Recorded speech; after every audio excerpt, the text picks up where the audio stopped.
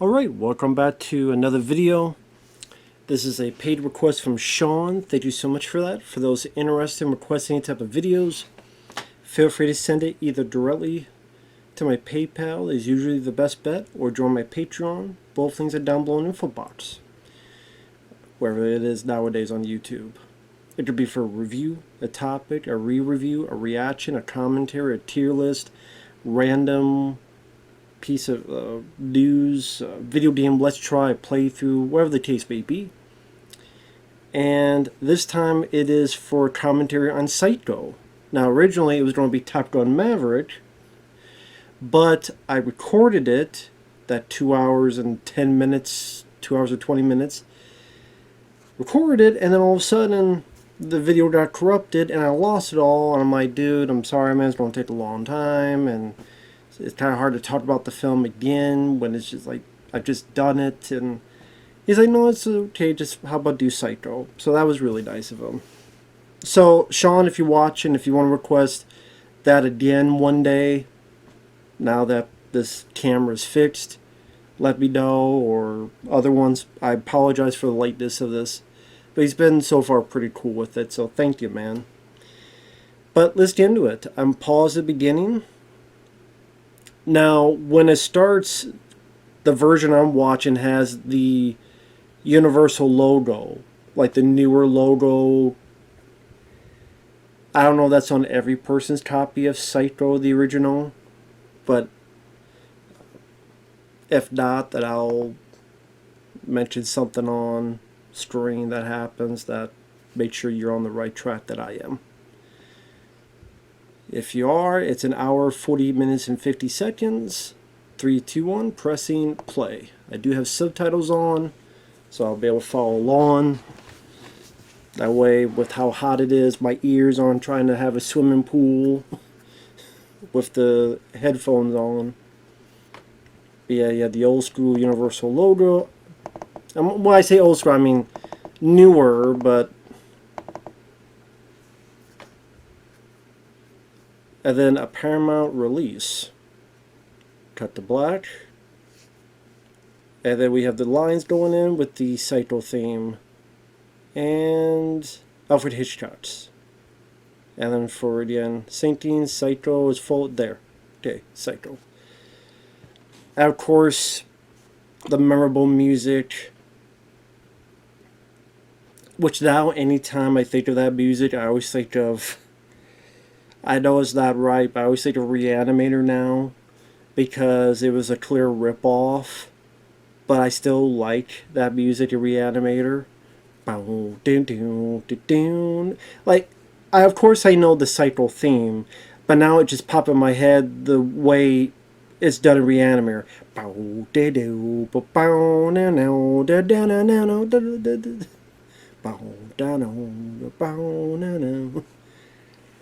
I wonder if anyone ever taken the Reanimator score and put it to Psycho. That'd be interesting. But of course, it's based on a book, Robert Bloch.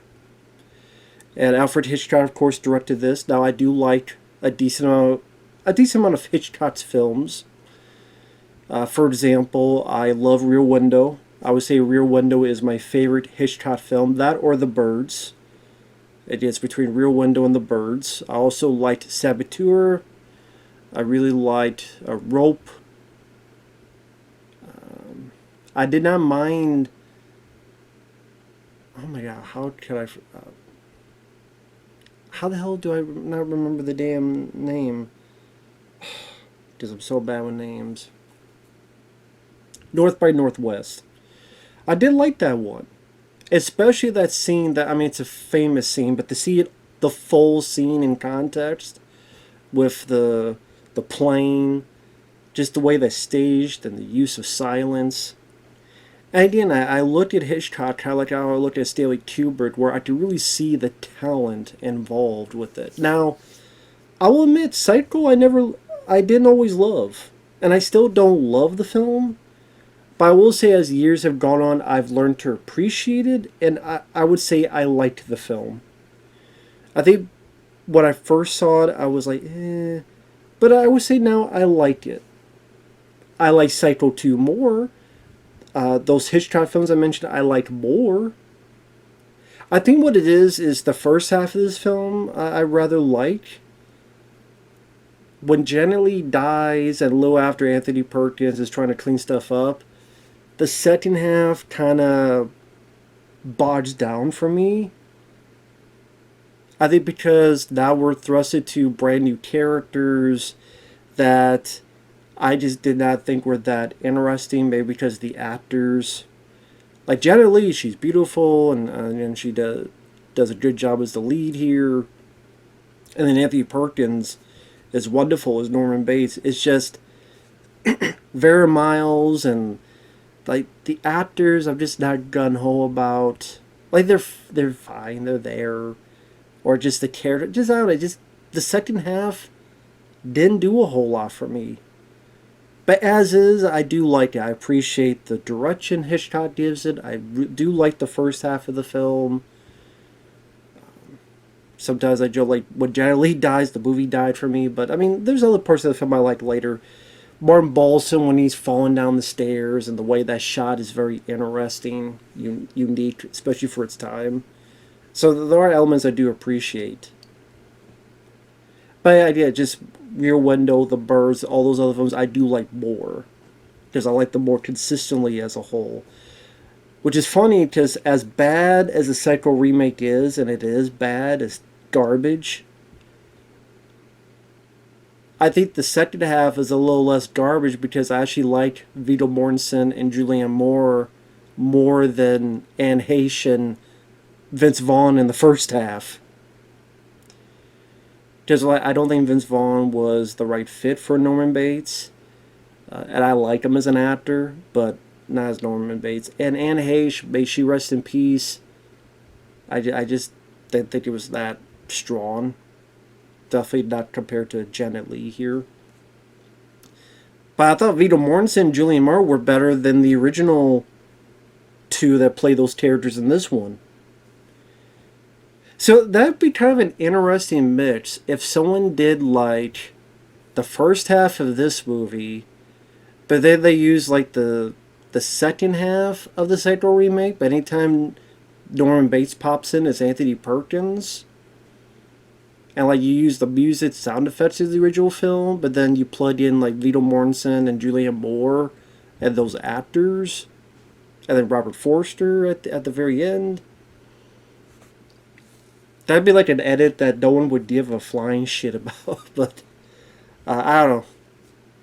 That would have been more interesting than what Gus Van Sant did. Let's just do a shot-for-shot remake.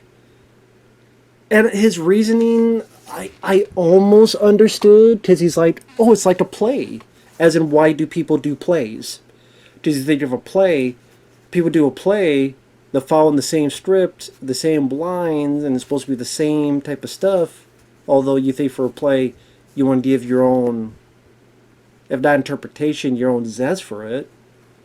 But it's like doing a play. Yeah, but with a movie, they're not trying to do the exact same camera shots and the exact same dot for dot. It's one thing you following the same lines of dialogue, but it's another to have the exact same shots.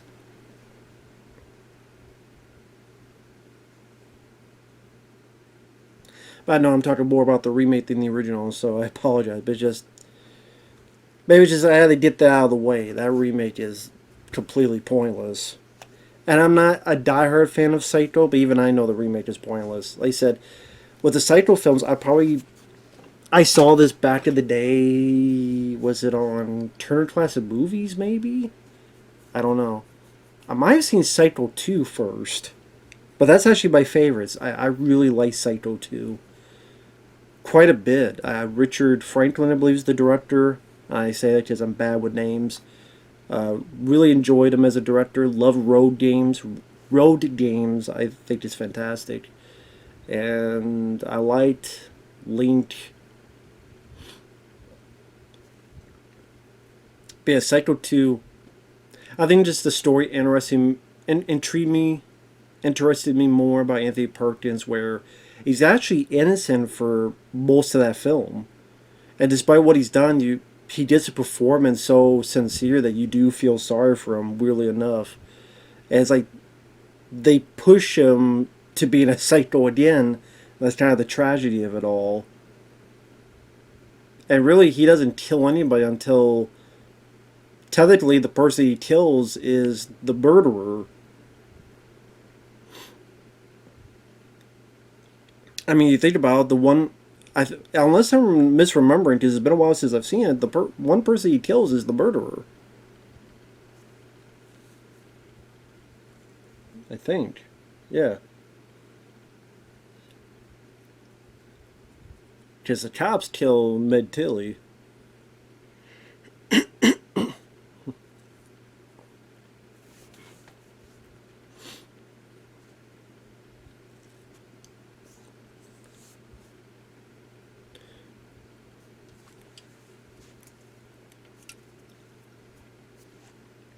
Now you hear a lot of stories about Alfred Hitchcock and how he liked the women, and like some people depict him like he was like Harvey Weinstein. Some people like again I don't know the details.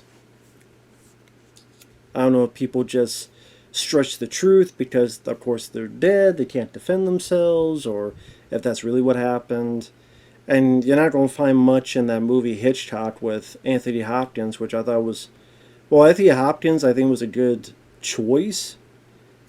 That movie didn't really go in depth to much of anything, really. At least as much as you wanted.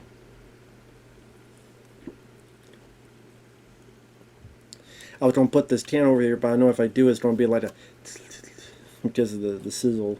Yep, drinking 7 Up today, not Mellow Yellow. I have Mellow Yellow, but since they stopped selling it at Walmart, I buy once in a while from online, but it's like $30. Well, actually, it's like $35 for a 24 pack. That's a lot of money. So I do it occasionally. I still have it. I still keep some supply, but switch up from time to time with this. Because this Walmart sucks dick. But I know, what does that have to do with psycho? Because I'm going to be a fucking psycho, and I'm going to go psychotic on someone's ass. They don't put that Mellow Yellow in the fucking Walmart. Let me go on a tangent, because there's an empty spot there, and it had the fucking tag on for a month. Then I go in, and they just flip the tag over and put a bunch of shitty root beer that no one fucking buys. That's why you put more root beer when there's root beer here that people didn't fucking buy. So you put more of the root beer that people didn't fucking buy into a spot that's empty. It's empty because people like me bought the shit. So don't order and replenish the shit that people bought. Just put shit that people aren't buying. That makes a lot of fucking sense. But that's one of the main reasons why this Walmart, it's the only Walmart around here too, fucking sucks. So pretty much the idea is that she's going to be a thief here. She's packing to hit the road.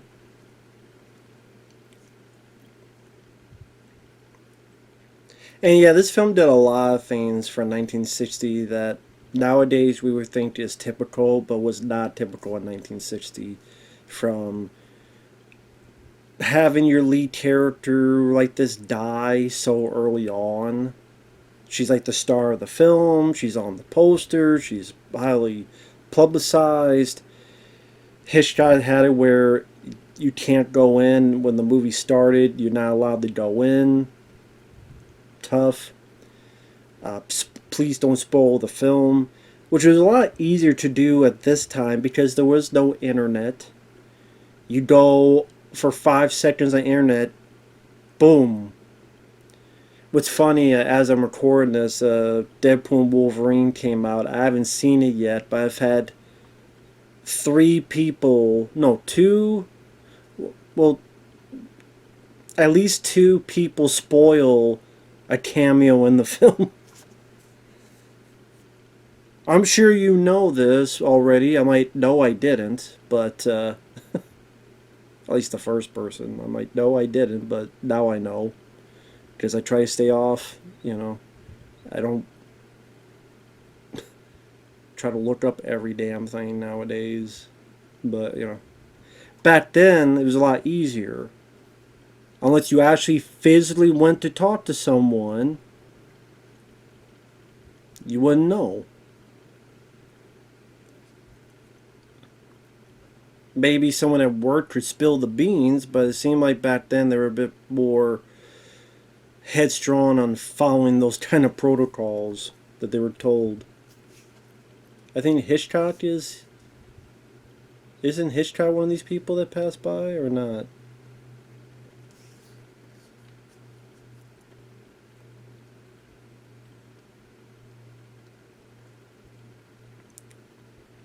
I might have missed it because I know Hitchcock usually has cameos in these. He might have passed by, I just completely missed it. But yeah, like Janet Leigh didn't killed and didn't kill that early. No one would have expected that. I mean, as strange as it sounds, just the idea of a toilet flushing, or seeing a toilet and seeing it flush, even that was shocking. Like that was unheard of. I mean, people forget how movies had a certain rule set, very much more strict back then. I mean, could you imagine this era? I mean, you say this is a slasher film, but could you imagine if this was a slasher that actually had Friday the 13th type of gore? People would have just blown up the whole theater. Don't get me wrong, there were movies back in the day that were violent to an extent, but just not to that way. Now, was it Clancy Brown, I think, in the remake in this character? Something, I can't remember. I know there's a lot of familiar people in the movie.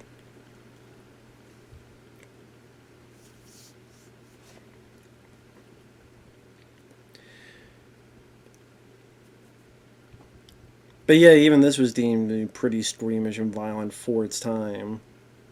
Especially the shower scene.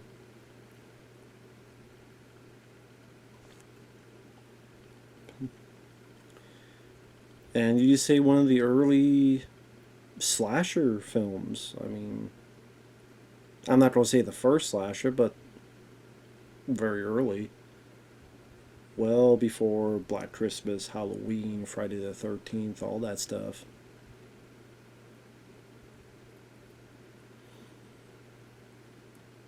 It is always interesting to look back on these older films and just see the different mindset. Just the mindset of how a film is paced, how people deliver their dialogue. At times, much more studious, much more of a certain click pace to it. How people behave, how you're not going to hear a certain type of vocabulary, certain type of cursing, certain type of violence you're not going to see, filters, CG, like all this, cell phones, like all the stuff that you see all the time, and you're just not going to see. And the old techniques you're going to see, like the way they drive and how they have the backdrop, which is like a kind of a projector, a projection, stream projection. I mean, pretty much behind her is like a little movie playing on a screen behind her. Just like I'm in a car, then someone's like just has kind of a movie playing in the back, kind of that type of thing.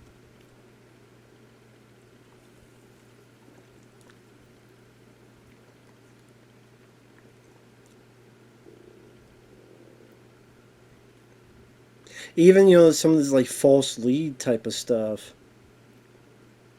This is not pertaining to what I was talking about. This is going on a different tangent. That you think is going to be this big MacGuffin about this money. It's going to be about this money, this money. Someone's going to be chasing her for this money. Or someone's going to find out she's got this money and they don't want the money and they don't want to kill her for the money. No, I mean, she just killed for upon completely different reason. And the money is not even I mean, he never really finds the money.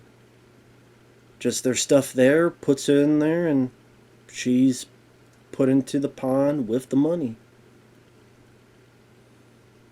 Not all crimes are based on money. And of course, Robert Bloch, I think, was influenced by Ed Dean. Which a lot of things were. I'll be right back. Sorry about that. As dumb as it was, the reason there's an edit is because, like I said last time, I recorded a longer 2 hour, well, 2 hour 10, 2 hour. I just wanted to make sure like it was still working, it was still going fine, and the footage was still there. So I'll link these together. So I apologize. But I was 18 minutes and 29 seconds in. Or is that the California license plate? Unpause now. And generally is looking at the cars. Getting her billfold. Going to get the newspaper. Put the coin in. And get the newspaper now. She's looking at it, seeing if there's any news about the theft. Did she get called in? Is she on the run? Is there anything in the news about cops going to get your ass? Or is she actually going to get away with it? Looks like so far, so decent. Nothing as of yet. So it seems. But just all this paranoia she has. Yeah, the funny thing is, what did her in is something that had nothing to do with the money. So that's the irony of it all. All this paranoia she had, that was the last thing she had to worry about. And that consumed her last moments of her last days of her life. But yeah, this was based on Ed Dean, who, I mean, Texas Chainsaw Massacre, so many other films were based on that crime. Where a guy would, dig up the remains of his mom and would have all this skin as furniture. I think at first it was mostly just, dead bodies that he was using. Then, sadly, there were a couple of victims involved. And there's been many movies based on Ed Dean itself. There was one with Steve Railsback. I think there was one with Kane Hodder, which was a strange choice to play Ed Dean. Did you look at Ed Dean? Kane Hodder looked nothing like him, but hey, Kane wanted a chance to act without makeup. I can understand that.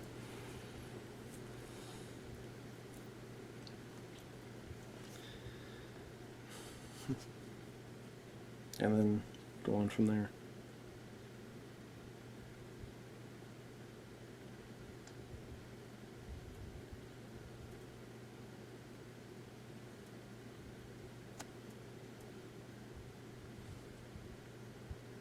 Sorry, I'm paying attention. I mean, I know I got the subtitles on, but I'm paying attention to the dialogue here.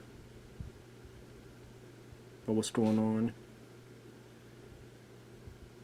Again, like I said, it's interesting to watch these older films as a window through time. Different behavior people had, different cars, different outfits. Just everything completely different.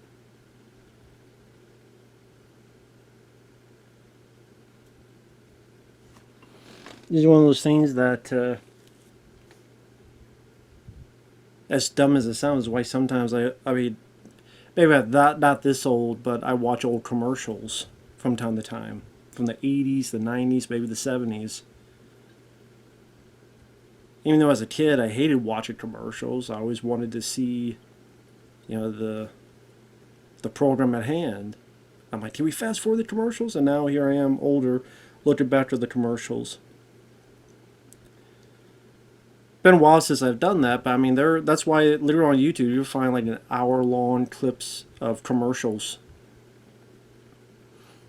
which is kind of fun to view in that way, in that shape, that form.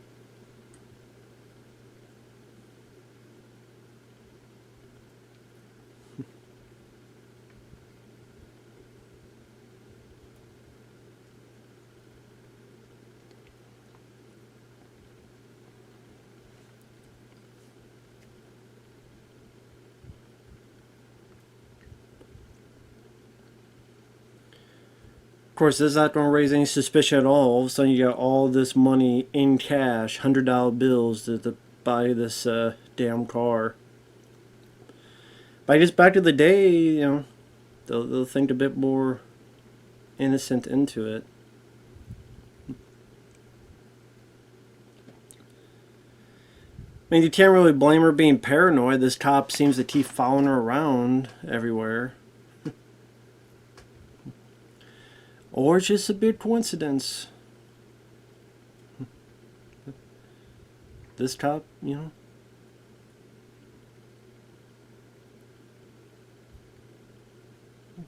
Just a big coincidence. And this cop is just like, hey, I've seen this girl before.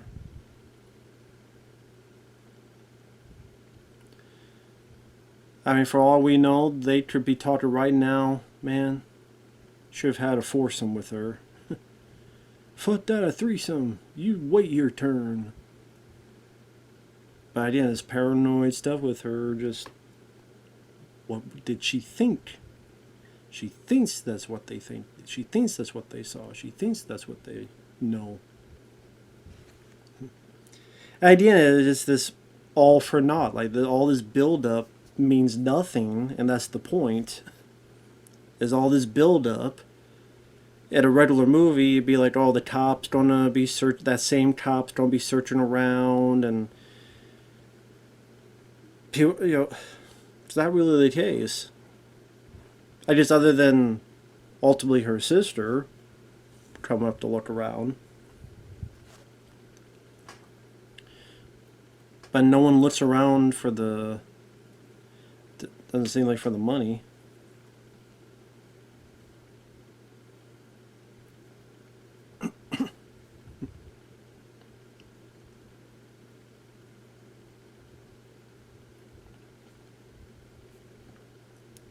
But I know some people, they just have a big problem watching older films. I do understand that to a point, but you know, it doesn't bother me. I think because with me, like when I was a kid, I grew up with more so comedies, Abbott and Costello and the Three Stooges, as well as Red Skelton. You know, those are the three comedy acts that I saw a lot when I was a kid on VHS tape. Either my aunt would tape a lot of Three Stooges, like videotapes, and it'd be like 4 or 5 tapes of just Three Stooges shorts that I would watch over and over and over again. Abbott and Costello, you Meet Frankenstein, The Invisible Man. It was Buck Privates Come Home, Abbott and Costello, I didn't Meet Frankenstein, Invisible Man. I think Part of My Saran was another one. Obviously, those are the ones I watched the most when I was growing up. Just those are the ones we had. And Red Skelton. I remember enjoying a lot of Red Skelton. Especially, I think you find it on YouTube now. There was like a scrapbook, Red Skelton scrapbook, which was documentary, but not really. Like it tells a little of his life, kind of nonchalantly, but not in depth. It shows a lot of his old footage. Red Skelton, a comedy scrapbook. I think that's what it's called. That I remember watching a lot when I was a kid. In fact, actually, now that I said that, if it is on here, Red Skelton, a comedy scrapbook. Oh, it's in parts? Really? No one has the whole thing up? Yeah, okay. Well,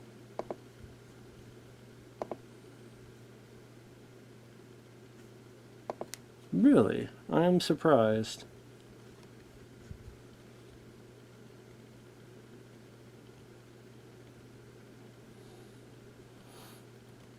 I am surprised. I mean, there's other things called scrapbook, but not the one I'm thinking of.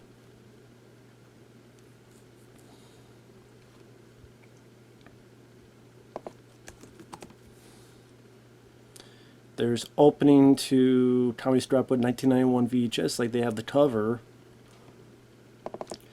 Which I definitely remember that cover. I had that VHS tape back in the day. I'm sorry, I'm not into the movie itself. Because we have the classic house, of course. The classic, iconic house. Really cool house. They picked for it. It has such a great character to it. It has a life of its own. And the fact that it's at an angle. Usually houses we see kind of the windows, like Amityville horror. But here, just the fact we see it on an angle makes it that much more...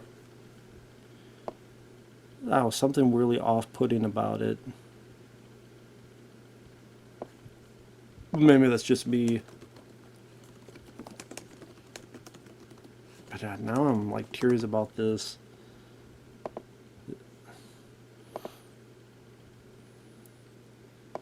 This has to be up somewhere. Really?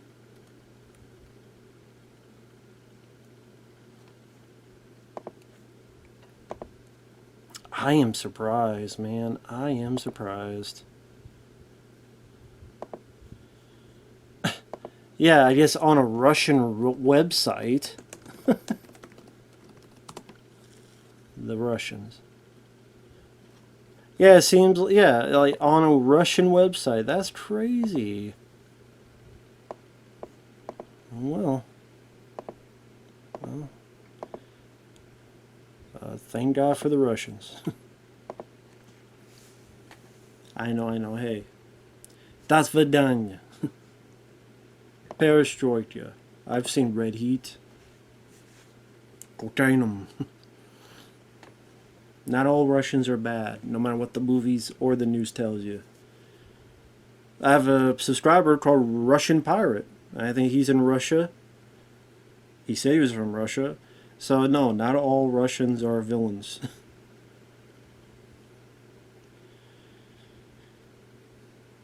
What the fuck are you talking about, Matt? I mean, we're talking about Psycho and you're talking about Russians. I don't know. Just Northern Base, baby, a Russian spy. That's the secret all along. And yeah, Anthony Perkins was just such a perfect fit for this. Because he has this nervous energy and kind of a boyish charm. Like, disarming. The nice smile, courteous generosity and manners. No one would think this guy was a killer. Now, granted, for him, it's this literal psychotic break where it's like two individuals. It's him who doesn't want this to happen, and his mother who does want it to happen. On the flip side, you have people like Ted Bundy and Charles Manson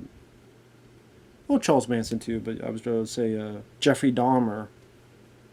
They just want to do what they want to do. How crazy they are, they don't care.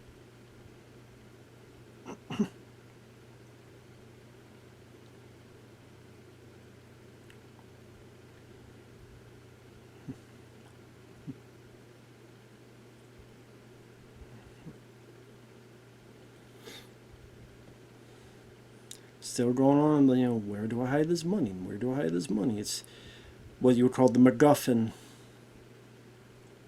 Where this money is the MacGuffin, and at a point, it's not going to matter anymore. It's not even going to exist anymore. Like, the whole thing is about this money, the stolen money. That's why she's here. That's why she's on this journey. That's why she's in a hurry. But yeah, he just picks up this newspaper, doesn't know all this money's in there, and just puts in the suitcase and puts in the car and goes right into the damn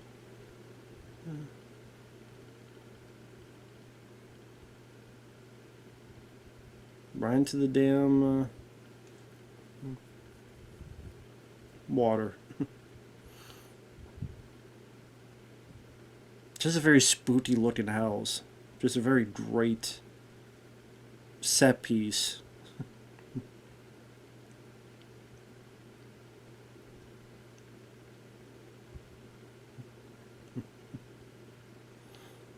I wonder if someone who first saw this film, not knowing anything about it,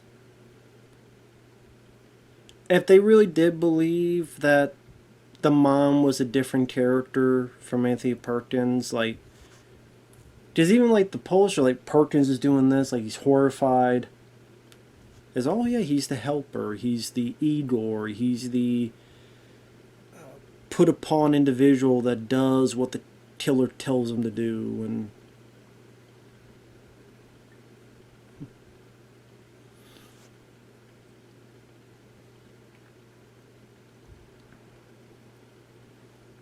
it's just that it's hard to imagine the surprise because it's been so embedded into film history, horror film history, that it's hard to fathom. I mean, you can't even ask anyone because they passed away. I love to know. I mean, this is 1960. Even if you were 20 years old, you'd have to be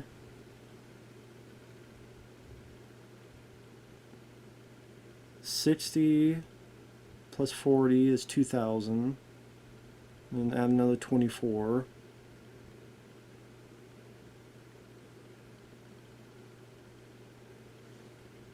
'80s?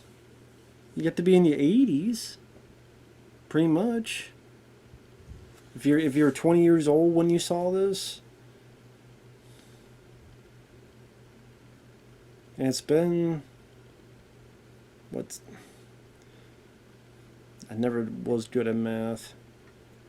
64 years. I mean,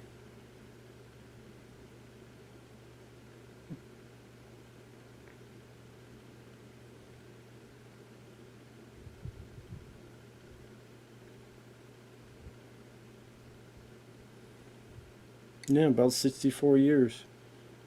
So, yeah, you'd be, if you're 20, you'd be 80 some years old. So, yeah, maybe there's someone who was like, if they were 15 or 16 and they saw this and they're in their 80s. I don't think any of them are subscribed to me to ask them, like, how were people thinking at this time?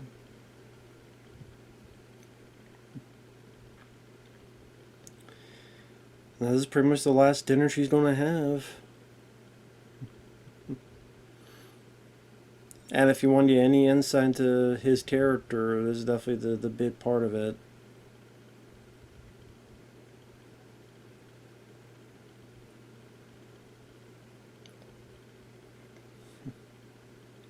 That's when there's just a good scene between these two actors.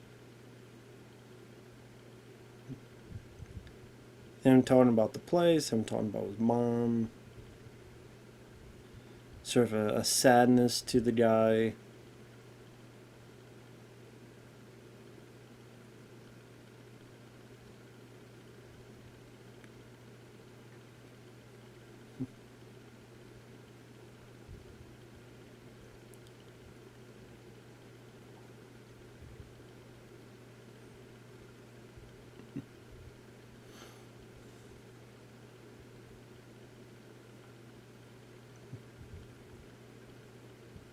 Yeah, sorry I'm not saying much. I mean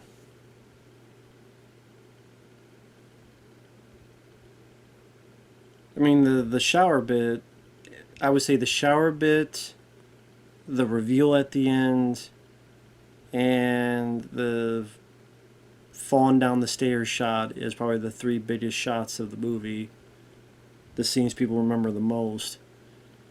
But if there's a top five, I would think this scene would fall into that. Just this whole conversation, because it's really the only meaningful one your two stars have with each other. This is really the last thing Jan Lee's going to be part of before she's gone.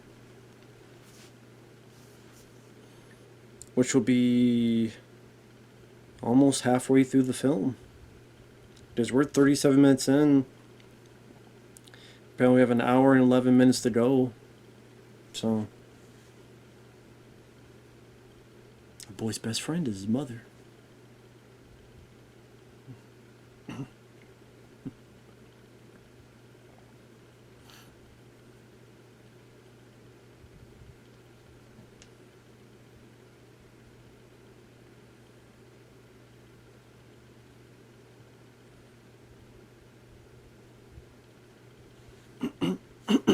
Because after this, she's going to go to her room, and then he's going to look through the peephole.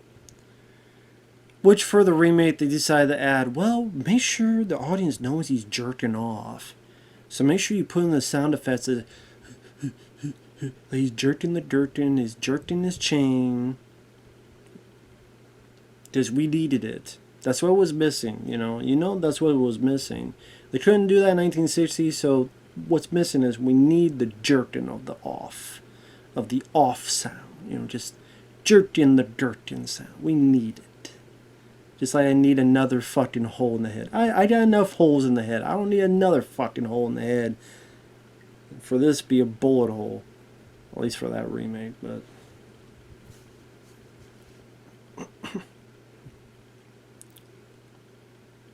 I'm sure there's a lot of scholars that could look into, like, the background, the taxidermy, kind of the owl looking down with a sense of gloom and doom, judging Anthony Perkins, just judging him for what he's about to do.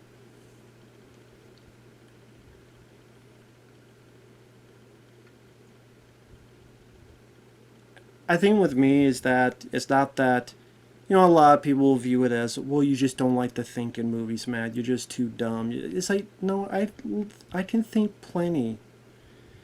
It's just when I was a kid, up until now, yes, there are films I can enjoy that do make me think and do make me feel. Just Shawshank Redemption, and many others.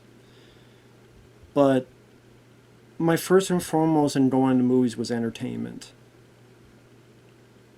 To laugh, to get exhilarated, to enjoy escapism. And whether it's escapism on the horror front, or I'm captivated by the story, or really like the characters, or the story was intriguing, pulled me in, or the action, the spectacle, or the gore and crazy, or the laughs, like whatever case.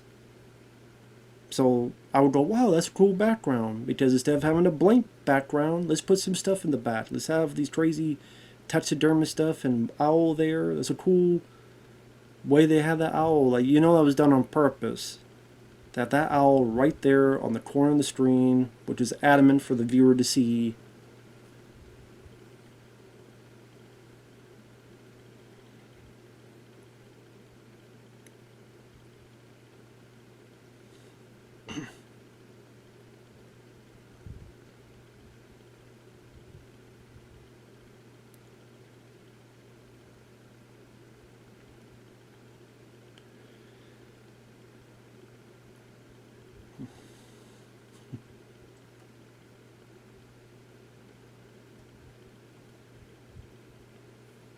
Oh, getting upset.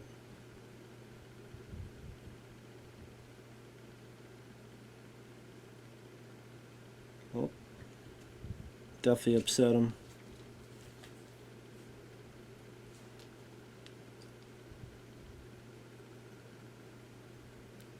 Part of me wonders, is this why that switch clicks in to go kill her? Because his other self didn't like the idea she put in of wanting to just leave, abandon, get the hell out of Dodge. And so that other side of him clicked in and said, you know what, maybe there's something you need to take care of later. And then watching the people propel that into Psychoville, or however the hell else you want to perceive it. That's not my job to do. That's your job to do, for you to watch the film and think for yourself. Like every film, think for yourself.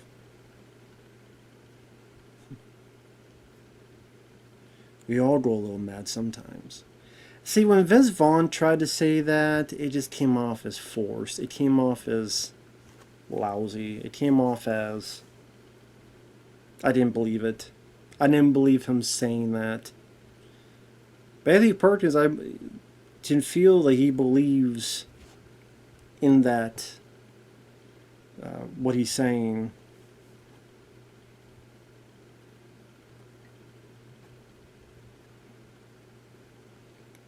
Like I said, Psycho 2 I liked. Psycho 3 is okay. Anthony Perkins, is nice to see him again. Yes, it's interesting that he got to direct the film. Cool to see Jeff Fahey there because I liked him as an actor. But just, I didn't care for the story, and I didn't feel like it added a whole lot. It's like, okay, he sees a girl that reminds him of Janet Leigh. And okay, he wants to have a love story, but then he's just killing some people, and he kills this person, and it doesn't work out at the end. So it just felt like an inconsequential film. While Psycho 2 felt had this purpose of a guy that really did want to go on the straight and narrow path, and Sally got pulled back in, which is the big tragedy of it all. While Psycho 3 just kind of was kind of there.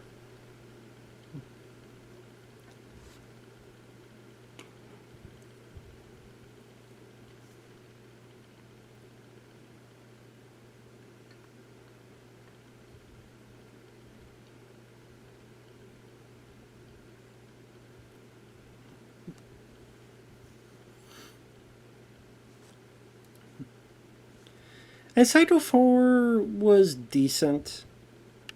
Interesting to see Henry Thomas from E.T. as the young Norman Bates, and to see like where this all started. It was interesting to see that technically that was the last one with Anthony Perkins. So Norman Bates' ending was kind of the happiest ending any horror villain got, if you think about it. He was afraid that his spawn would be psycho like him. He fights, confronts, destroys. It finally burns up. Seems like he's finally conquered it. He's finally sane again. He can finally move on. And then that's it for the movie. So that was his journey. So, I mean, if anything, that's what Psycho 4 did. And then what, you had the Bates Motel show that was a failed pilot and was an awful pilot. Like, awful. Was it Bud Cort? It was some dude. What was this like?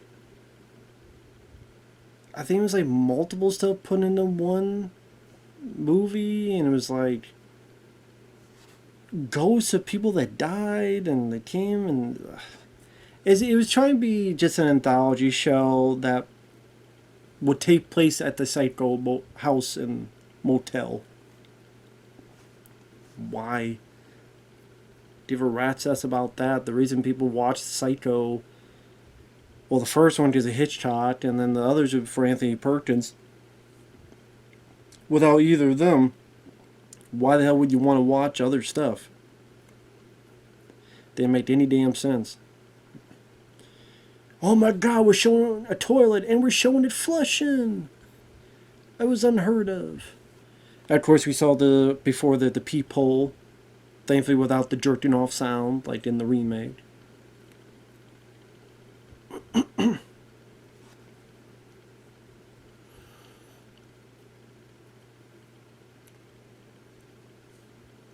And now we get to one of the most infamous scenes in movie history. The shower scene.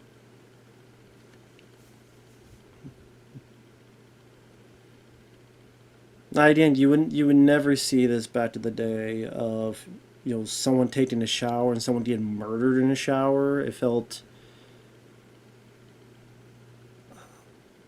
just people didn't see this type of stuff. And the way it's edited and the music.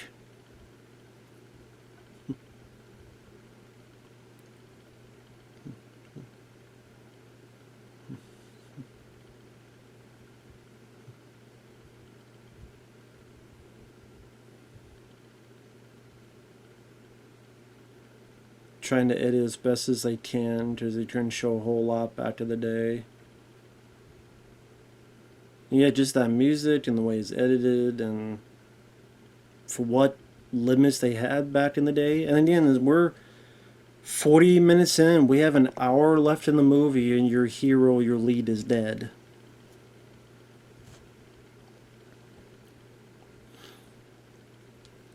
So now all of this, and pretty much all the marketing would have been based on this. So now you have a whole hour going, what the hell's going to happen next? You don't know what the hell's going to happen next. Can you imagine that? Having a movie, all they advertised is what's in the first half. Something happens, now you know what the hell's going to happen for the next hour. I have no idea. Nothing was in the trailer, or nothing was in the poster. Could try that, but no, we don't want to try that because it'd be too risky, and they're in dire straits of money. So, but I mean, it'd be worth a try again.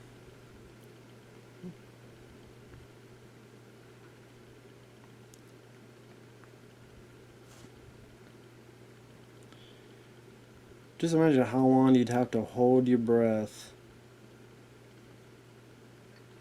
in order to just look like a dead body.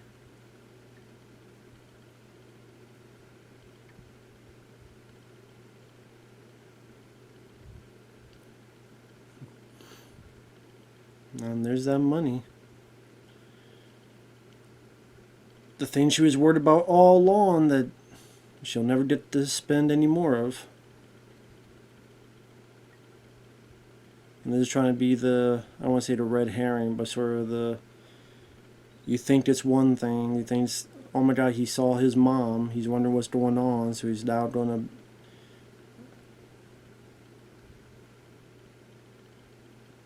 this guy's the assistant, this guy,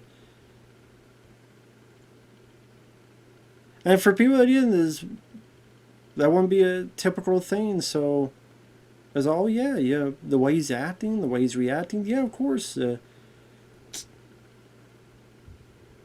he's horrified by this, but he's got to help his mom and clean up for his mom. You know, people just buy it hook, line, and sinker.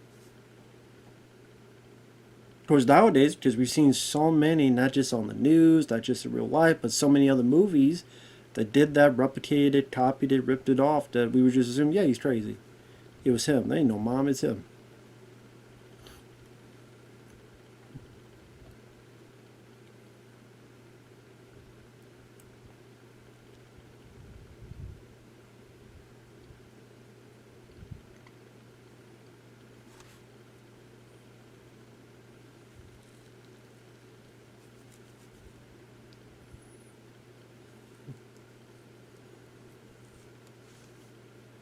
Sure, man, a lot of people unsure to take showers at motels anymore.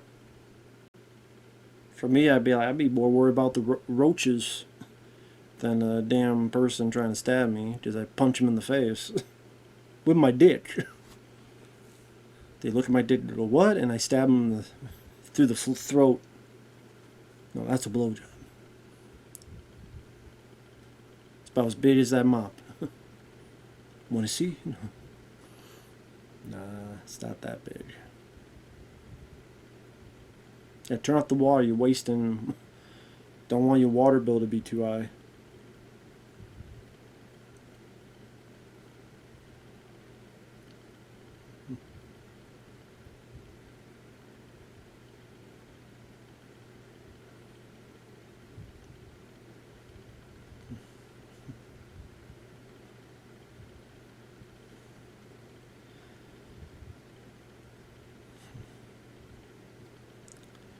But yeah, pretty much after Psycho 4, which was a TV movie. Trying to think what else was after that. The Bates Motel, this TV movie.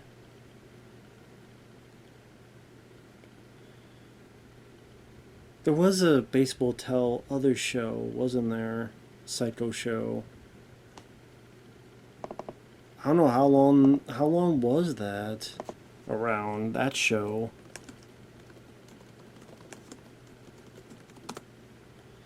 5 seasons. So there you go. Now you have 5 seasons.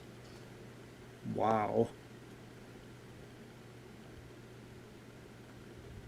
On A&E.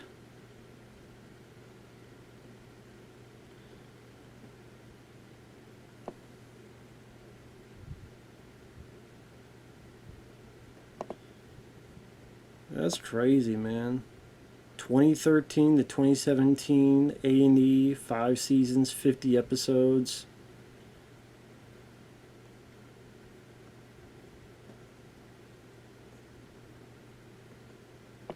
Vera Farmiga as Norma Bates. Because Vera Farmiga, she would be in... She's who I think... I mean, I want to make sure... Look at our credits.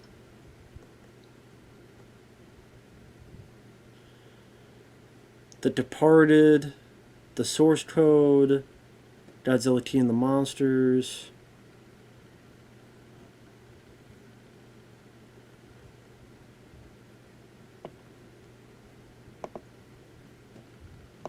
I'll check.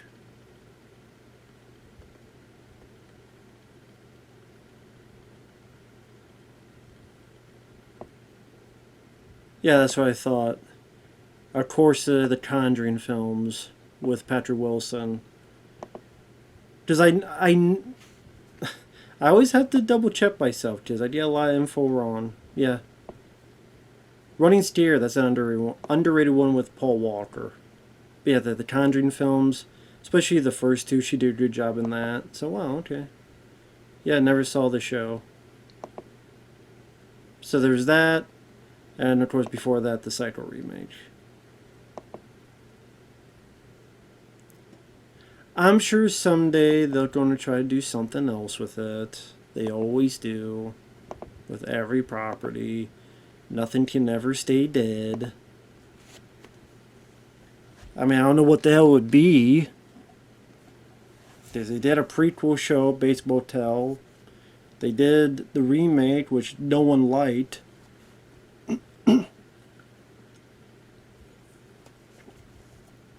But they'll do something. Sooner or later they will. If not a remake, it's something. It won't be a remake. I think they learned that the hard way, but it'll be something. But yeah, took the money. I mean, didn't even know it was money, just put it in there and all for naught. Money don't mean nothing when you're in the trunk at the bottom of a lake. Don't mean squat.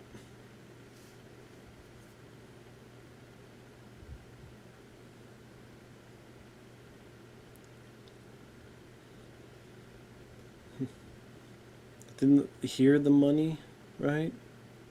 Isn't it that he sees this? Yeah, in the suitcase.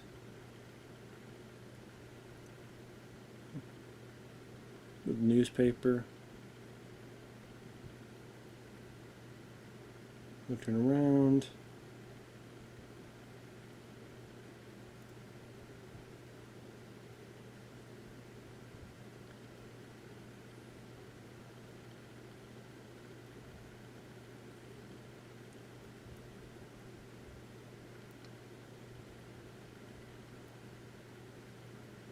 Just want to get every little nit and gritty of it. Does she have anything in the bathroom mirror? No.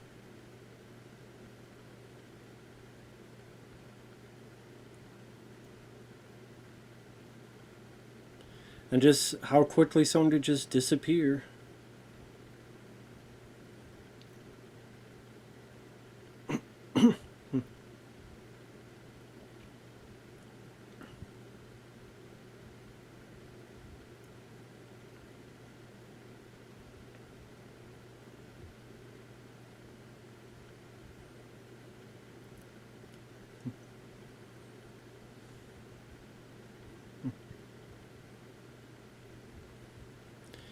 And this is the thing with the MacGuffin. Is it going to be left behind and someone's going to find the money? Something like that? Nope. Someone don't check in. They're going to get the money. Nope, you don't take one more look, and there you go. Man, imagine if he took 30 seconds to look in that paper. Just 30 seconds. What is in this? All that money gone and wasted. And it just shows, yeah, this MacGuffin didn't mean shit. Sorry, audience. This isn't what the movie's about. The movie's not about stolen money. This is what it's about. That you could just be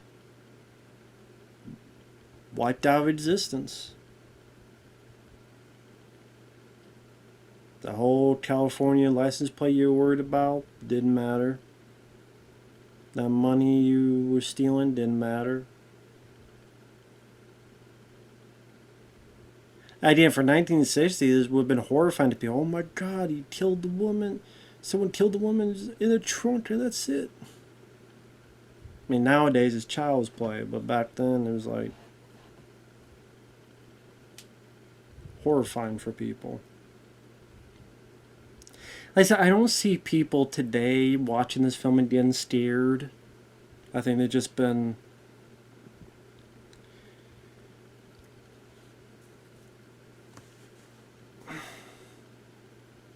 showcased more and more and more different types of violence and scares and all sorts of stuff that they just become immune, deadens their feelings on that.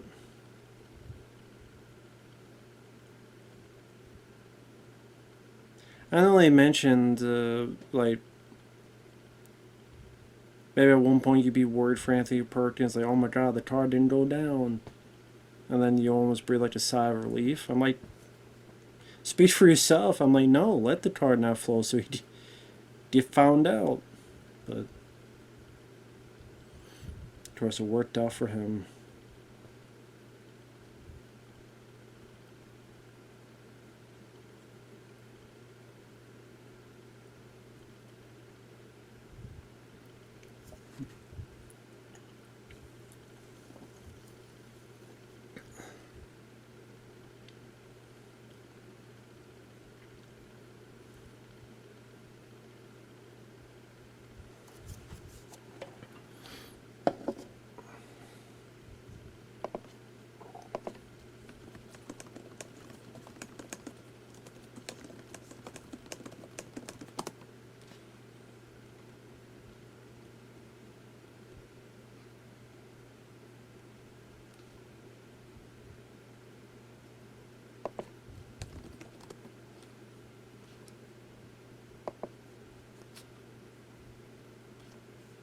Sorry, I'm looking something up. Alright.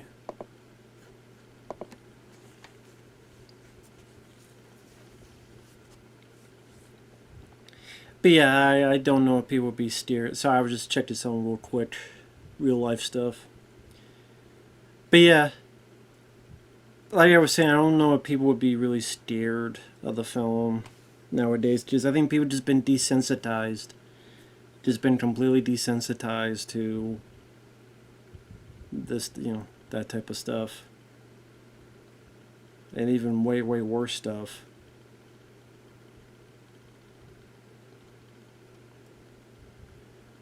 Here's Martin Balsam, the detective. Which I guess, I mean, you say that's one person hired and thinking about the money. So, wasn't nobody, but at least one person.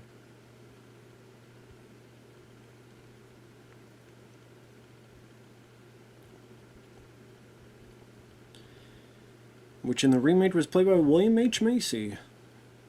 Like I said, they got a pretty star-studded cast for that remake, man. Vince Vaughn, William H. Macy, Julianne Moore, Viggo Mortensen. There's Robert Forster. I think that was... I want to say it was Clancy Brown. If not, someone recognizable.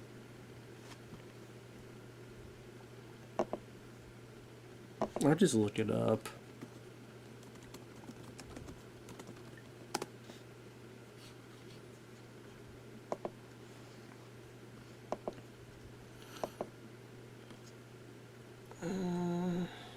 James Remore, that's who it was. Okay. James Remore. Yeah, Vince Vaughn, Anne H., Julianne Moore, Viggo Mortensen, William H. Macy, Robert Forster, Philip Baker Hall, yeah, Rita Wilson, James Remore. Okay.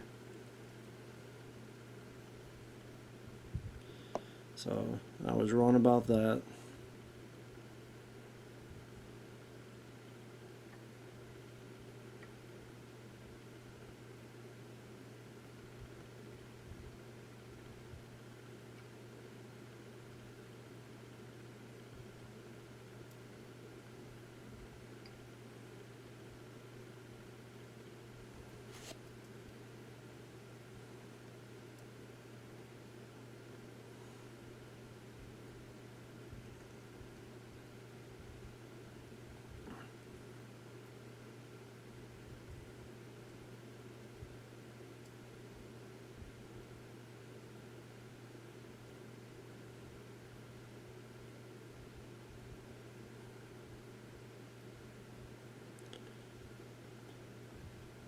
Sorry about that, I'm just looking through certain stuff.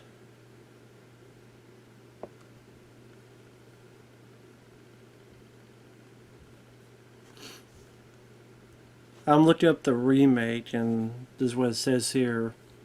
Screenwriter Joseph Stefano, who wrote the original script that was carried over for the remake, so yeah, Joseph Stefano, who wrote this film, thought that although they spoke the same lines, Anne Heche portrayed Marion Crane as an entirely different character. Gus Van Sant later admitted that it was an experiment that proved that no one can really copy a film exactly the same way as the original.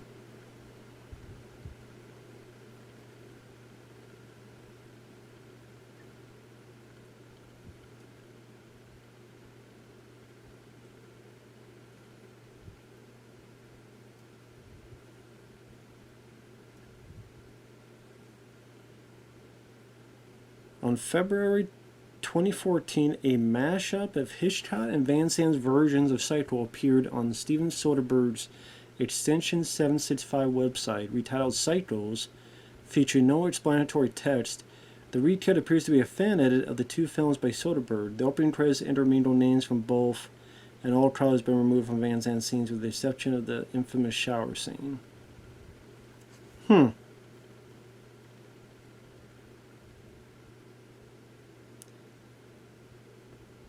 You know, it's funny that I read that because I do remember hearing about that now. I do remember hearing about that. Which, yeah, I guess is on the Extension 765.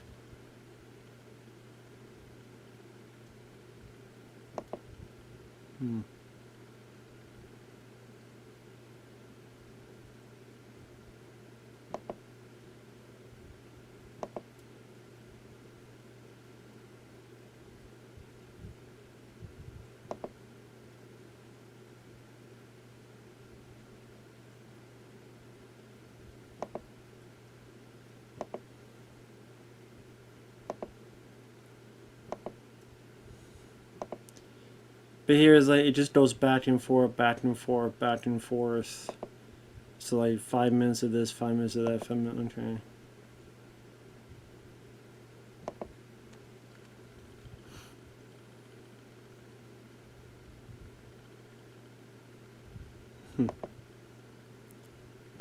Okay. Well, I mean, like I said, I did say if someone was bored, you'd be like, who gives a shit? But if you're bored enough, you'll do whatever.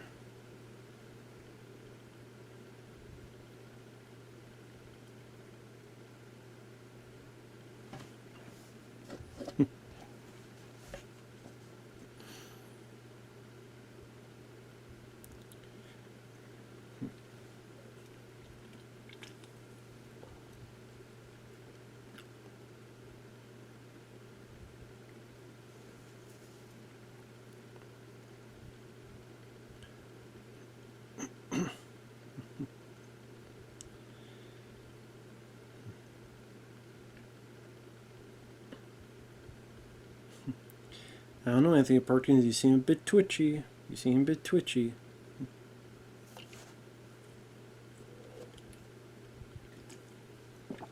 Just seem a bit nervous and twitchy.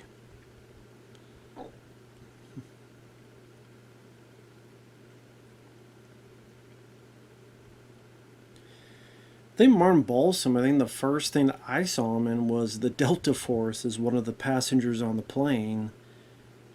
Because you had a lot of old time actors like Shelley Winters and George Kennedy and others on there. Was it Bo Svensson? The guy who was in the, I think he was the one who did the Walking Tall sequels. There was Joe Don Baker in the first one, then Bo did the sequels. Yeah, Bo Svensson, because the other guy I'm thinking is Bo Hopkins, and he's the guy who was in Mutant with Wayne Hauser. He was in From Dusk Till Dawn 2, and a few others. Bo Svensson was also in not just Delta Force and the Walking Tall sequels, but a film. How could I forget the damn name of it? Deep Space, with Charles Napier, where Charles Napier cuts an alien's head off with a chainsaw. It might not be a fantastic movie, but it does have, again, Charles Napier cutting an alien's head off with a chainsaw, so it's a win for me. But anyway, Martin Balsam. Yeah, I think Delta Force was the first time I saw him in.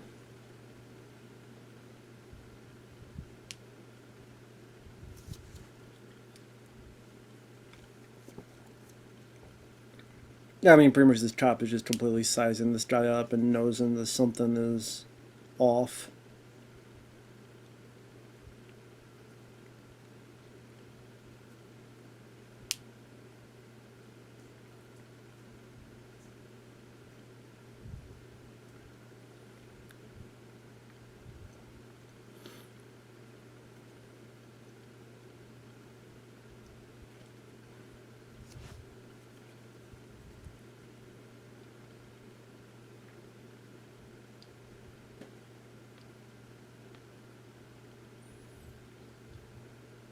See, now you're lying to a cop. You said there's no one there, and now you says your mom's there. Why didn't you just say your mom was there in the first place? Now you're casting confusion and suspicion.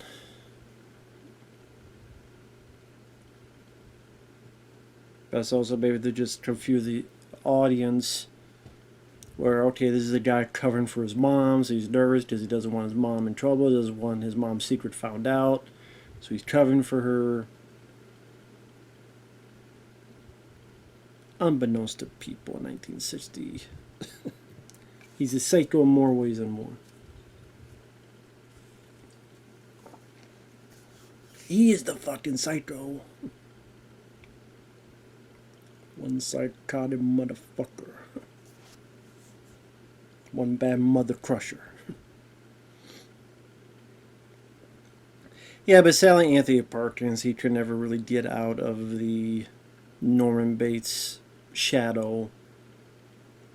Because he did do other stuff and try to do other stuff, but to be honest, the only things people kind of want him for is to play, well, to play crazy people, to play psychos. There was what, the Edge of Sanity was one, and I mean, he would appear in other movies. I think he was in that film. I think he was in Destroyer, the one with the prisoner that the cover has him with a like a drill that for some reason has a scope on it. So he passed away in 1992 when he was 60 years old.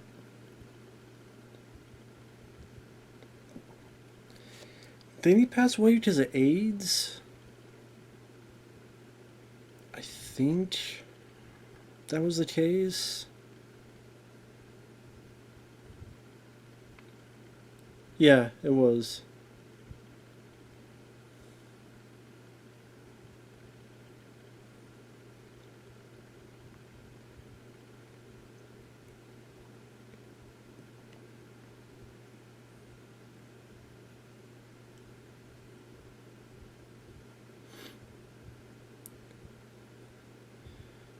Apparently, Anthony Perkins played a horror writer in the TV pilot for the show The Ghost Rider, which Perkins was enthusiastic about in terms of his prospects because it would be the perfect way for him to transition to more comical roles on both stage and screen. But the pilot never sold.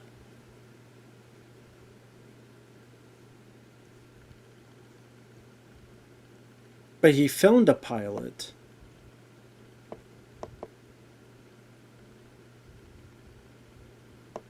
He agreed to provide a voice in a Simpsons episode, but he passed away before it could be recorded. Well, there you go. I'm trying to see. Okay. So after this, he did films Goodbye Again.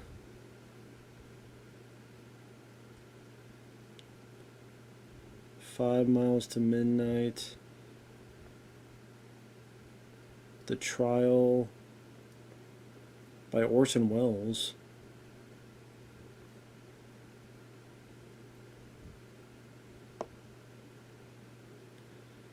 Well, there's a lot of films I haven't heard of. Murder on the Orient Express.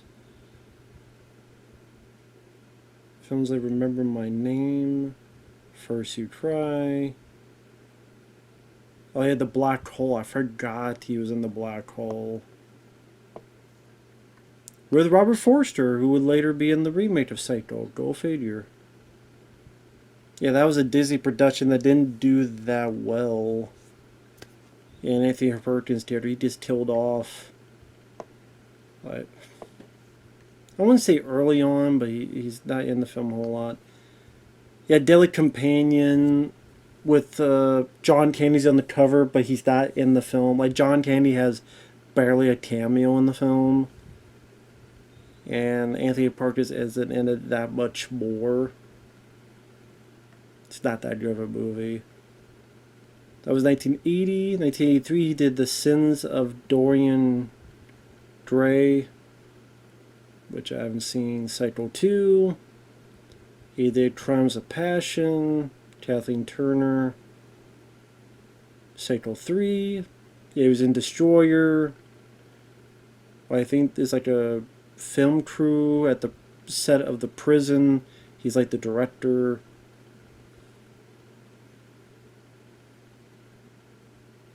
He directed a film called Lucky Stiff. Edge of Sanity, where he played Dr. Jekyll and Mr. Hyde. Daughter of Darkness. I'm Dangerous Tonight, the Tobe Hooper made-for-TV film about the killer. Was it Killer Cloak or something? Stupid like that. Psycho 4. A Demon in My View. TV film released after the fact, In the Deep Woods. So, there you go. Now, of course, we have the great famous scene here on the staircase. Definitely a big jolt for audiences, especially back then. And it's just the way he falls. Again, I'm not even going to try to explain the technique. I mean, there's been documentaries made on... Yeah, this bit here.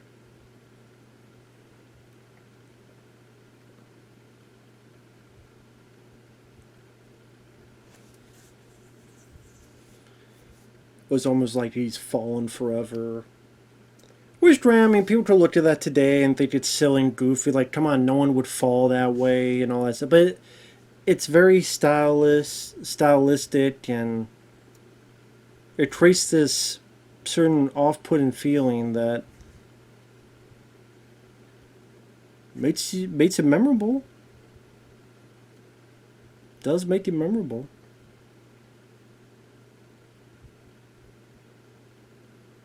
Sometimes that's all you need. Yeah, but this is the stuff I was saying that I was just. This is where the movie really was losing me. Where I don't love the film, I liked it, but yeah, Vera Miles and this guy, I just did not care. I didn't care about those characters. I didn't care about what's going on with them. Does we already know what's happening? And of course, the only thing is, will. Oh, the Anthony Perkins pilot is on YouTube. Cool. Interesting. So, if you want to see that pilot, it is on YouTube.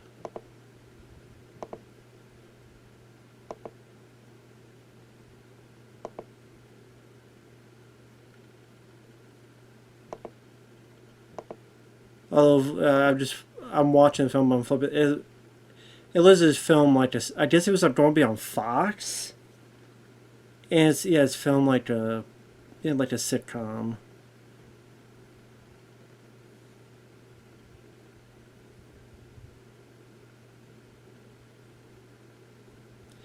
And Joshua Miller, I think is that the kid from Near Dark? Yeah, that's the kid from Near Dark. Okay, yeah, that's the little kid vampire who's a lot older than you, from Near Dark. He's in this pilot, so there you go. But yeah, it's definitely filmed like trying to be like a sitcom. So, I mean, it did say he wanted to be more comedic.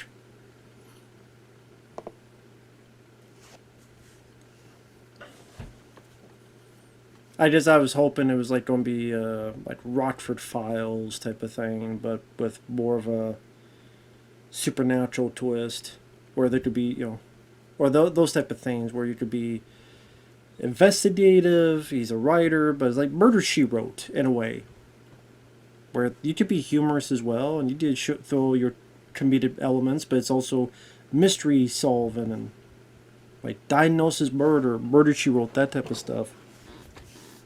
No, it looks like it's a Fox sitcom. Okay, maybe one day I'll give that a watch, but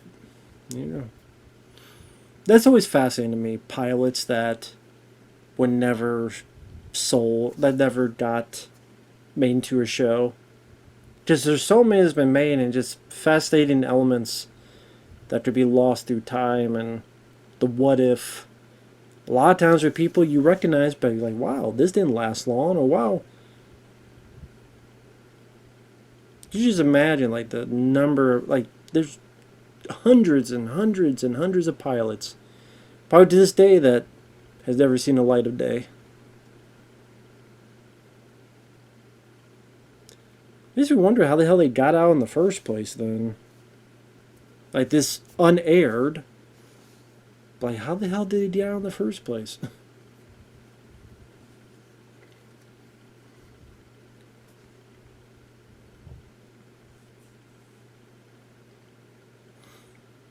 See, like all this stuff here is like, it doesn't matter because like we know what's going on and we're ahead of the characters, and all their talking's all for naught because that's not what it's all about. And no disrespect to Vera Miles, I'm sorry, but she's just not that interesting of an actress and not that interesting of a character. And then the other guy, he could be a slab of wood or a slab of meat, or a slab of cheese sticks, or fiddlesticks, or whatever the fuck. Don't give a shit about him. So that's why I'm like, hit the fast forward button. I really would. I remember, I think I rewatched it. I'm like, I just hit the fast forward button on this part because I didn't care.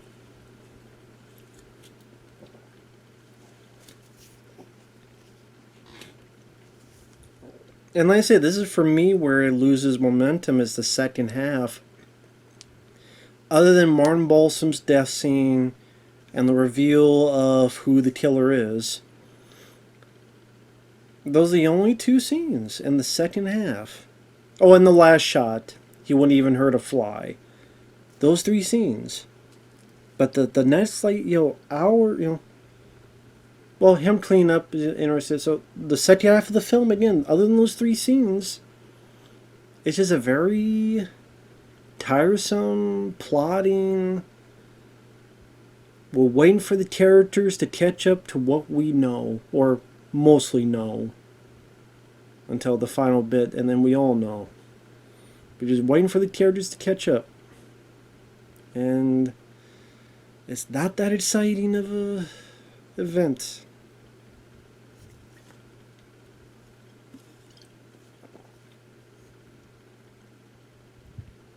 And of course, this is not meant to be a body count film, because that's the last kill we see is Morton Balsam.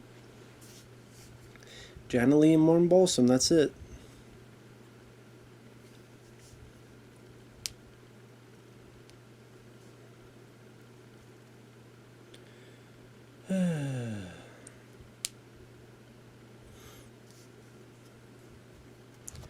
Just a lot of incessant talking in this bit. Like, we get the point, move the fuck on with the scene. God, this scene goes on for fucking ever.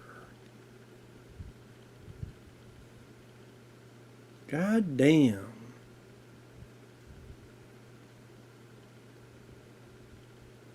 It's still fucking going, the scene. Vera Miles, butt boy, shut up. Old man, go upstairs and put on your pants. Stoop your wife. Or have your wife stoop you. Or stoop you each other. And a fine 69 for I fucking thank you for leaving the scene. Back to Anthony Perkins, thank you. About fucking time.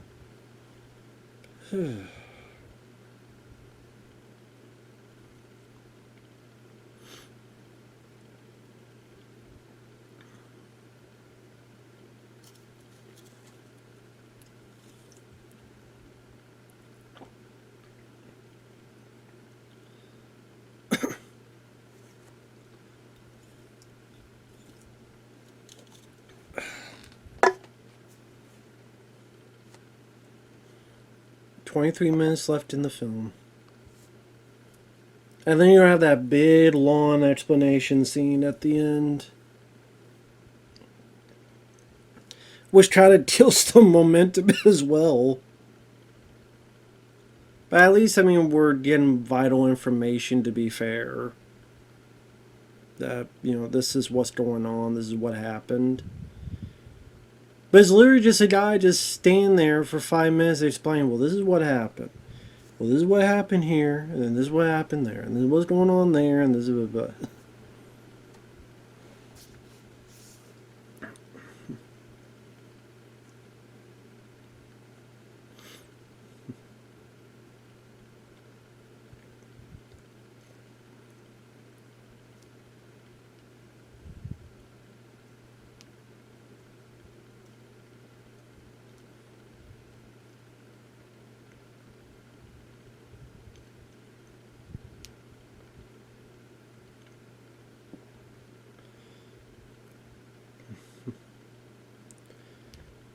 Again, very nice camera work there. And of course, the reason he did that is not just to have a little bit of an eerie feeling for the audience, but to also hide that Mrs.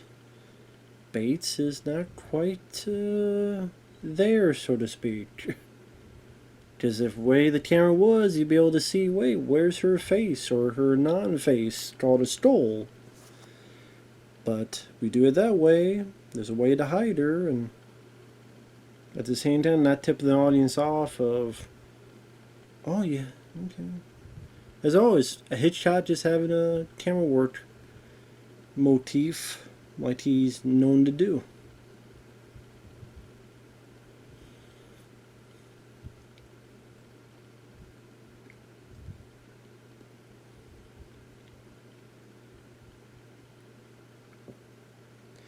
I do wonder if you took like the Hitchcock who made this one, or The Birds, or Rear Window, and you put them in today's age and said, here you go, make a film. I wonder if he would just look around and go, no, that's okay. Let me just retire.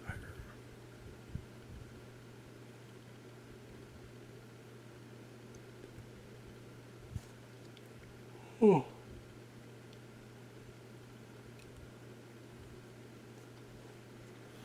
Yeah, at least the remake had Julianne Moore and Viggo Mortensen as these characters, so because I like those actors, I have a little bit more of an intrigue to what they're saying and how they're acting.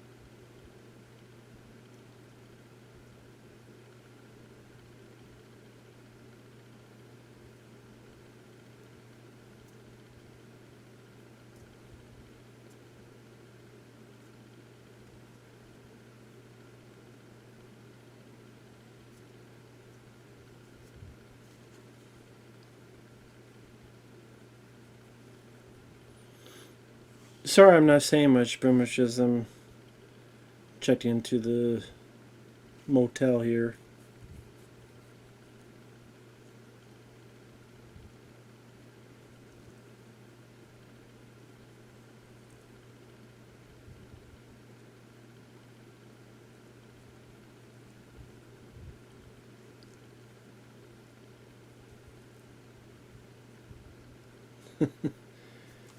Say, hey, you want me to pay you, right? I mean, if you want to give me this for free, could do that.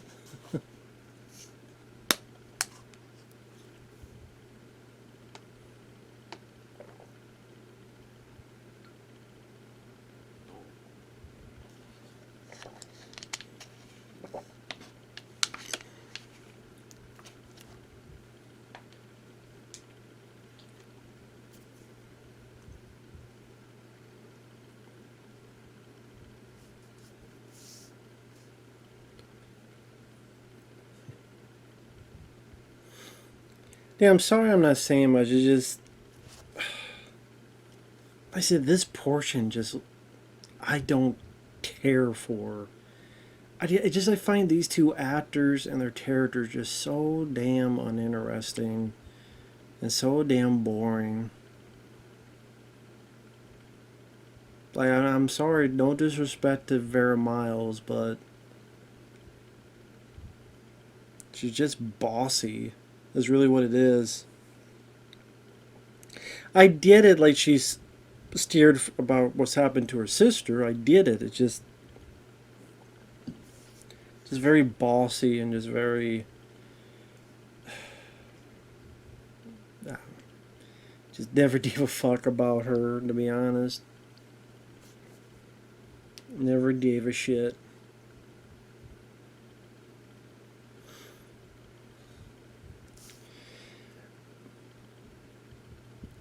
I guess I mentioned before, like, I grew up with black and white comedies like Abbott and Costello, Red Skeleton, Three Stooges, but also there were a couple other films. The theme from Another World, from the '50s, I quite enjoy. Because the theme from Another World, the way with the Howard Hawks, like that style of just the snappy, quick dialogue, where everyone had this solid rapport with each other. And like you have these fun banter where they're giving each other crap and they're talking over each other, so they felt like more real conversations, and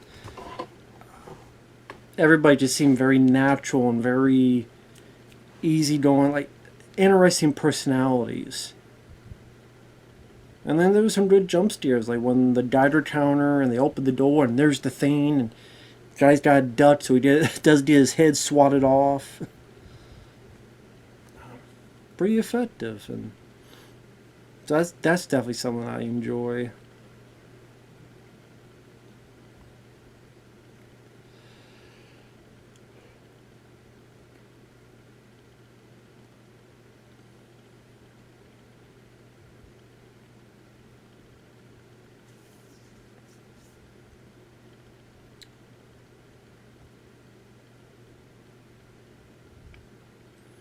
Up, little piece in the toilet.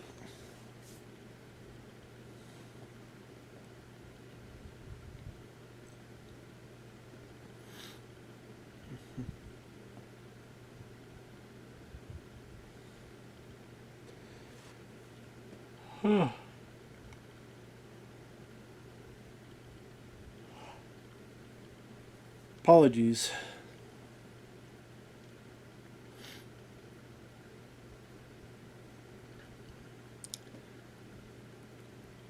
Get your arm off of my fucking arm. Bullshit, lady. Better get the fuck out of here. I'm gonna punch you in the face. Now get your ass through this door now. Just wait. Cops there. Did I see the cops there before I beat the shit out of you?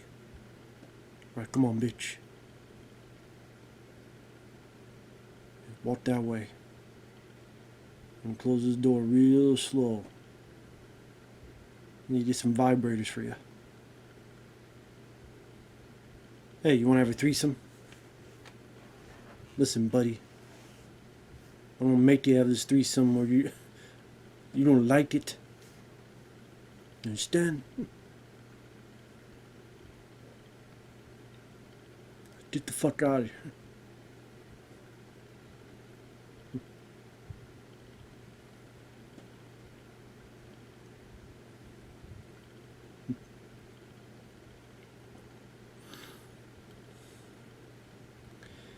It's funny, I see her approaching the house and kind of this.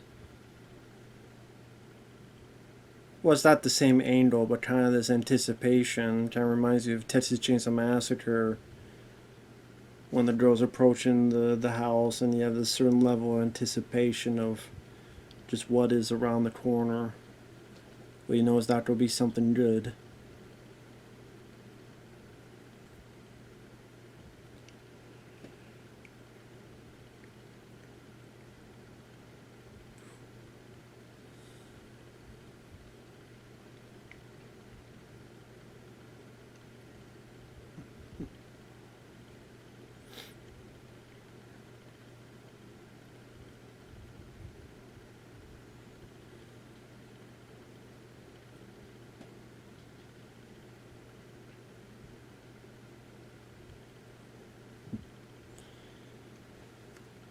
So one's telling,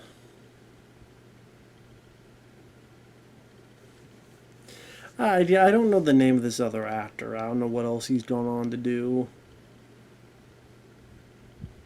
He's definitely being outshined by Anthony Perkins. I'll say that.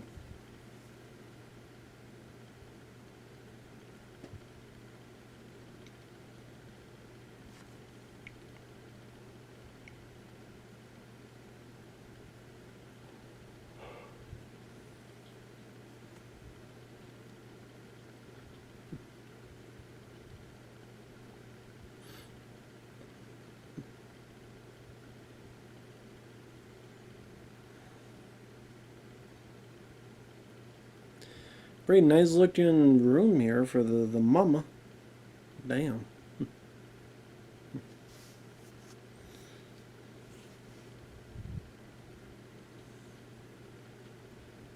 Got the clothes right for the styling.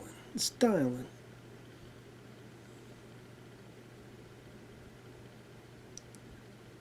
Damn, what are her clothes? Like the old buckling up and down with the buttons.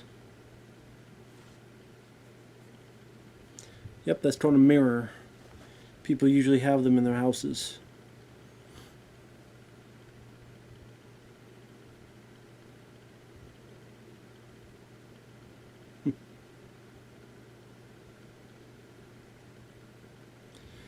Yeah, I think unless he used a lot of cologne or deodorant or spray, there'd be a hell of a smell because it's still a dead body that's been there for however long. So you would think right then and there, like she would be smelling this big whiff of death because it's still a dead body and those things kind of rot. This has been so long that it just stops doing that. Maybe, I don't know. Never been around dead body. Hope never will. So I'm glad to be ignorant of it. I accept the ignorance. Damn Peter Cottontail, they got him.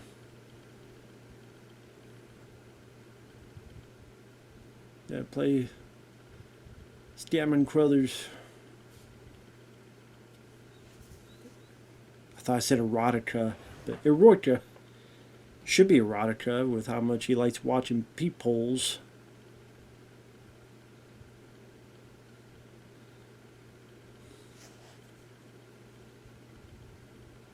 Got a book that is broken. There ain't nothing in the front. Book's broken. There ain't no title. Perkins like, will you stop asking me 64 questions? Can you get the fuck out of here?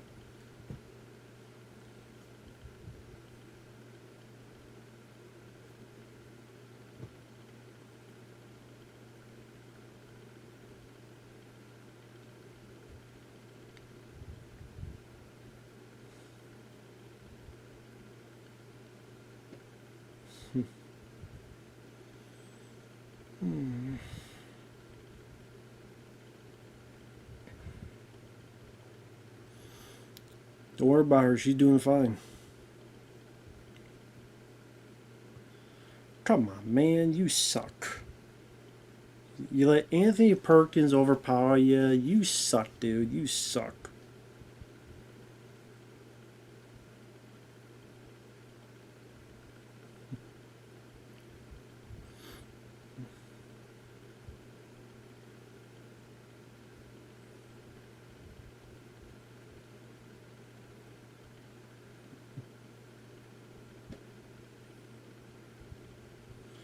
One place you didn't check.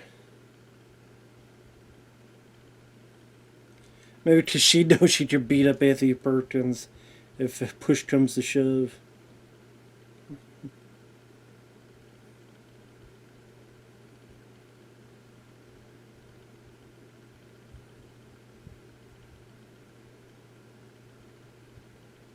Oh, here goes the scene.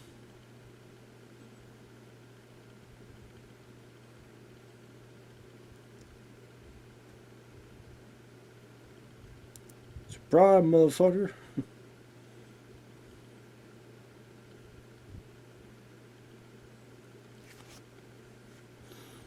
Oh no, he's a cross-dresser. Watch out.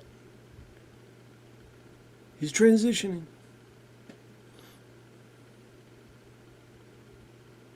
Boom, dum, dum, dum. Good job, Billy Bob. You finally did something. Good job, buddy. Good job.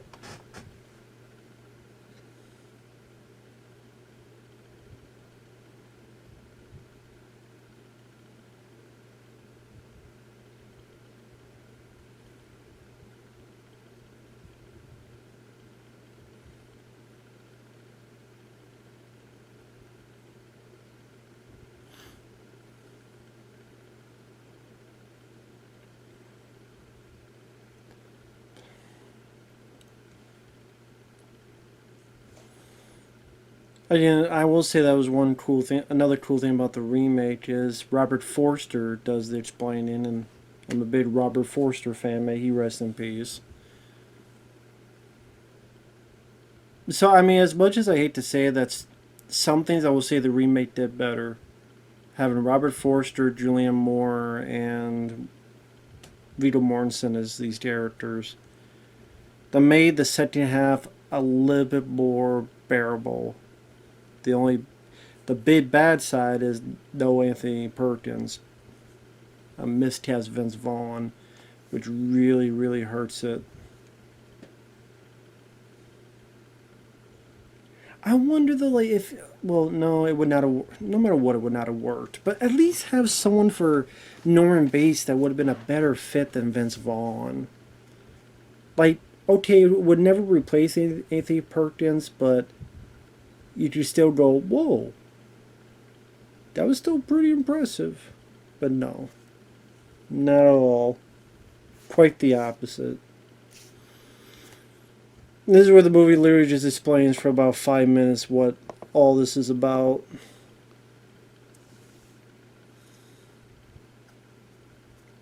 Which, I mean, back then wasn't probably that much of a big deal. Nowadays, it'd be considered such a kiss of death. Like, we don't spend the last 5 minutes just explaining, well, this is what happened, and this is why it happened. Although Kevin Smith did that for Red State, pretty much. Which I thought that film sucked, but I know a lot of people like that film for whatever reason. To each their own.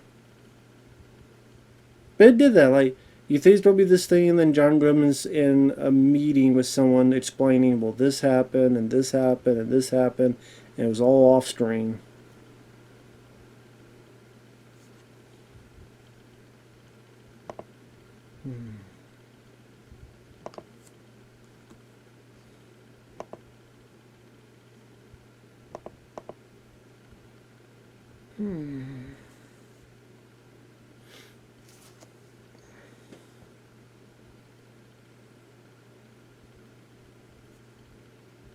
Whatever, dude, I don't care.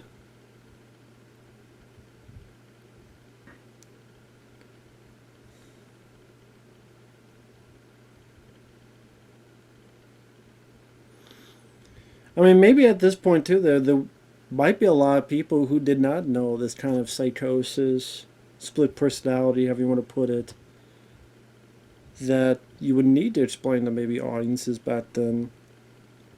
Although they would have been familiar with Dr. Jekyll, Mr. Hyde, that type of thing, although it's not the exact same thing.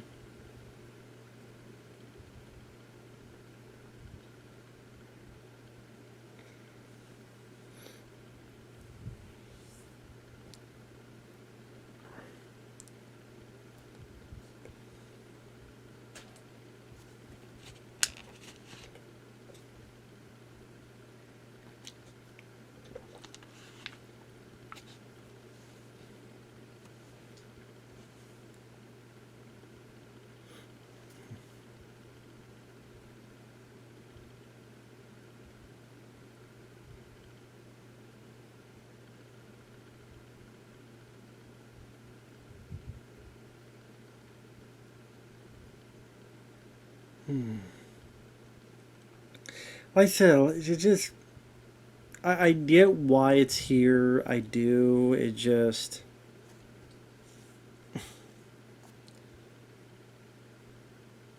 you're kind of riding that high of oh my god, like that's who the killer is, and it just kind of this dwindling 5 minutes exposition, exposition that just kind of diffuses that awe moment in a way.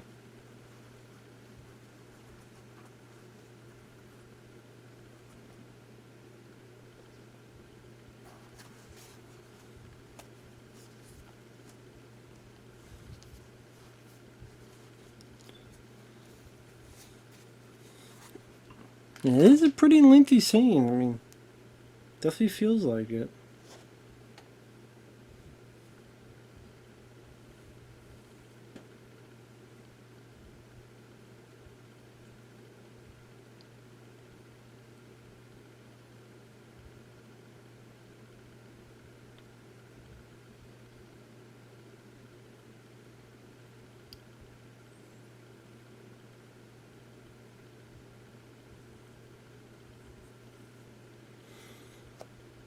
This is just the mom talking. He would even hurt a fly.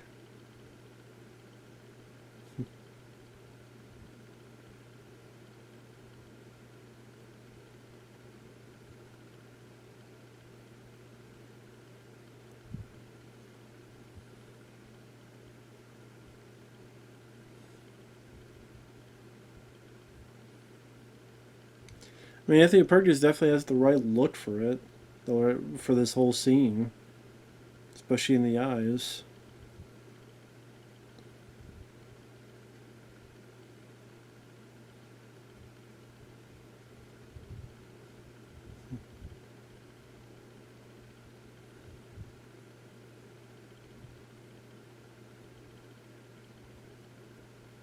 We even swat a fly. There you go. You see that brief image of the mom, the skull, as we get to the end there. And that's also the thing about Back to the Day. When it's the end, boom, there's the end. Rarely you would get like an end credit thing, and if so, maybe it lasts like 10 seconds to show the cast. 10, 15 seconds. But it's not like today where you get maybe 5, 6, 7, 9 minutes of credits. No, not back then. So there's a lot of people that would not be shown credit. But yeah, that's Psycho. Again, it's a film I like, as you see. But the second half, I lost a lot of interest in terms of what the hell to talk about. Like I said, the second half of the film, I think, is just not as exciting, not as intriguing as the first half, because we're left with, I think, much less satisfying of a cast, much less interesting characters we don't know because we've been going for almost an hour and now we just met them and all we know is, where's my sister? And I'm bossy. And the guy that really doesn't have much personality. Yeah, aside from those couple scenes, the death of the detective, the reveal of the killer and such, the second half of the film is pretty uneventful and pretty lame, to be honest. But the first half is still pretty decent. Listen, it's not my favorite Hitchcock film, but I don't hate it like I used to. I can respect it. But with that said, thanks for watching. Take care, everyone. And thanks once again, Shawn. We'll see you guys later. Bye-bye for now.